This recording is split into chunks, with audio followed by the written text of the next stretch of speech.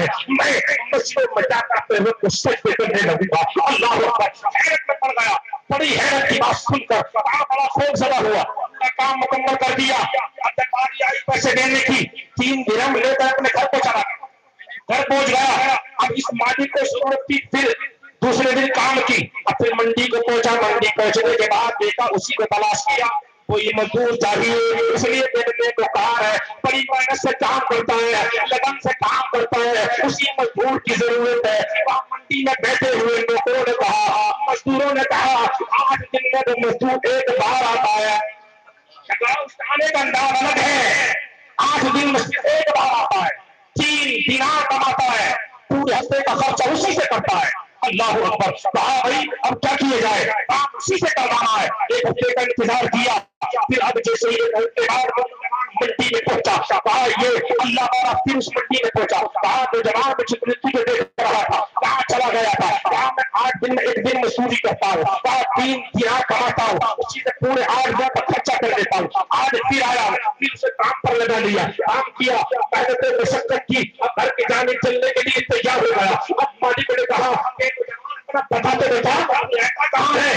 اس نوجوان نے کہا میں بغداد میں قبرستان کے پیچھے جو کچی کالونی ہے، کچے مکان ہے، اسی جگہ میں کچھ مکانوں میں رہتا ہوں۔ اللہ اکبر، دوسرا دن ہوا، اب پھر انتظار کر رہا ہے، اگلے ہفتے میں پھر اس اللہ والے نے انتظار کیا، نوجوان نہ آ سکا، کہا اب یہ اللہ والا اس کے مکان پر پہنچ گیا۔ جیسے ہی مکان پر پہنچا دیکھا تو کمرہ کھلا ہوا ہے، کمرہ کھلا ہوا ہے، اور نوجوان بخار کی تپش میں پریشان ہے، بیمار ہو گیا۔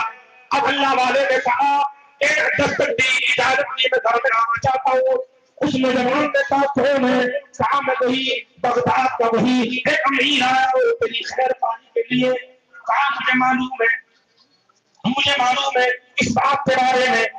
نوجوان نے کہا ہاں میں آنے والا ملت اسلامیہ کی 3 منٹ میں اپنی بات کو ختم کرنے کی تیاری کروں۔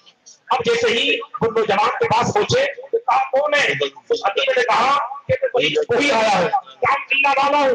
کہا غریبوں کی ہمدردیاں کرنے کے لیے کوئی اللہ والا ہی آ سکتا ہے، ورنہ امیر لوگ کہاں غریبوں کے دروازے پر جایا کرتے ہیں۔ اللہ اکبر، آج ختم کرنے کی تیاری کرو۔ اب جیسے ہی وہ پہنچا، اب کہا میرا اس نوجوان نے اپنے پاس سے انگوٹھی دی، چند درہم دیے، بولے یہ لو اب میں اب نہیں آؤں گا، تو میرا انتقال ہو جائے گا، اور یہ انگوٹھی ہارون رشید کے پاس اس کی امانت دے دینا۔ کہا اس سے کہنا تمہاری امانت اس نوجوان نے دی ہے۔ اللہ اکبر، اب جیسے ہی تم نے بات سنی، اللہ والے نے کہا نوجوان اپنا نام تو بتا، نام کیا ہے؟ نوجوان نے کہا نام مت پوچھ، نام پوچھنے کا وقت نہیں ہے، اس لیے مجھے اپنے رب کی بارگاہ میں حاضر ہونا ہے، اسے منانا ہے، معافیاں مانگنی ہے۔ اتنی بات کہی اور آباد ملت اسلامیہ اس نوجوان کا صحیح دوسرے دن اب یہ اللہ والا پوچھتا ہے، اب دیکھا تو انتقال ہو گیا، اب جو لوگوں کو ساتھ لے کر گیا تھا یہ اب سے صحیح معاملہ ہوا، آپ نے دیکھا پوری دنیا سے مخلوق عمر پہ اس سے نماز جنازہ میں آ رہی ہے، نماز جنازہ ہو گیا، دفن ہو گیا۔ اللہ اکبر، اب دیکھا تو انگوٹھی لے کر بادشاہ کے پاس گیا، اس نے جوان نے کہا کہ بادشاہ کو ٹائم نہیں دے گا، بادشاہ چھوٹے لوگوں کو ٹائم نہیں دیتے، کہنا تیری امانت ہے۔ ہارون رشید سے کہا کہ تیری امانت ہے، اس نے کہا صحیح بڑا مقام میں تو سمجھتا ہوں، ایسے ہی ملنے کے لیے گیا، کہا یہ انگوٹھی ہے۔ اب بادشاہ رشید نے انگوٹھی دیکھی، پوچھا انگوٹھی والا کہاں ہے؟ اس اللہ والے نے کہا انگوٹھی والے کے نوجوان کو انتقال ہو گیا۔ بادشاہ وقت ہارون رشید فوراً بے ہوش ہو گیا، کہا مجھے معلوم نہیں وہ نوجوان کون تھا؟ مجھے معلوم نہیں ہے، نوجوان میرا بیٹا تھا۔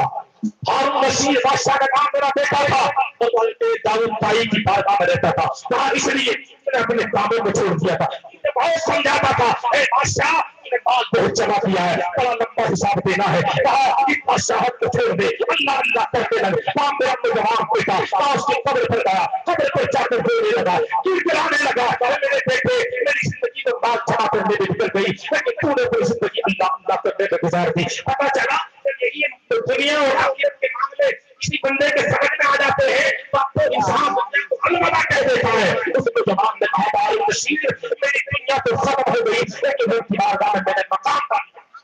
ہوتا یہی ہے، ضرورت ہے اللہ کی عبادت کرے، نیت کرے، نمازوں کی پابندیاں کرے اور اس کے اتفاق و اتحاد سے رہے۔ اللہ کی بارگاہ میں دعا ہے، وقت پورا ہو چکا ہے، دلوں کی سن جو کچھ میں نے بیان کیا ہے اس سب پر ہم کو عمل کرنے کی توفیق عطا فرمائے۔